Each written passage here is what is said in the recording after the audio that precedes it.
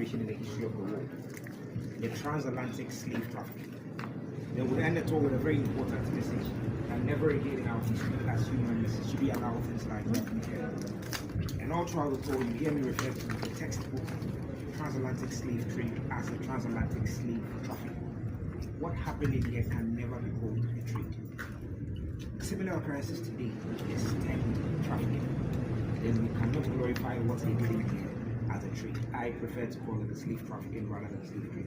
It will be an emotional and traumatic experience, but this is never meant as opening up new roads. It is to send the world a message, and that is never again. On the shores of West Africa, Europeans will construct over 60 forts and castles. Ghana, because of gold, will have the highest concentration. Ghana had more than 40.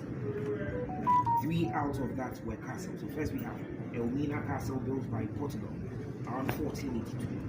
Second is a Christian castle in Usu, Accra, built by Denmark in 1661. You are in the third and the smallest.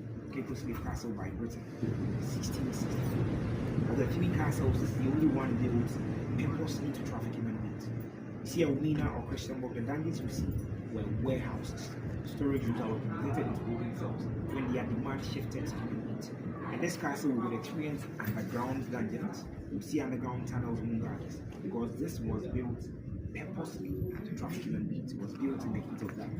Although by size, this is smaller than Elmina and Christian. The dungeons you see here are way bigger than what you see in those castles. Before we start at all, it is important to know that the concept of servitude, slavery, was never alien to Africa. We had our own indigenous slavery systems before these events came. But what was practiced here was not as inhumane as the slave trafficking. We had the indentured servitude reserve systems where captives were reintegrated into the site. Africa was once a big land, devoid of political demarcations. We did not have Ghana, Nigeria, too, Benin and all that, until the Berlin Conference, the partition of Africa where we share Africa like a piece of cake. We were living in smaller groups, ethnic groups, families, clans, tribes, and the might was dependent on the size. We were fighting each other to enlarge the groups.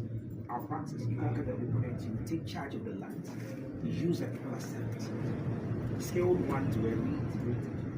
Some would even be elevated to serve as warlords. Hardworking servants were rewarded with land. Some were allowed to marry into the master's fold just to enlarge the groups.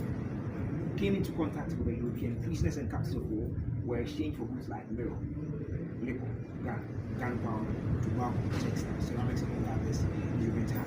They also capitalized on our division as Africans, partnered some chiefs. They empowered them with superior weapons.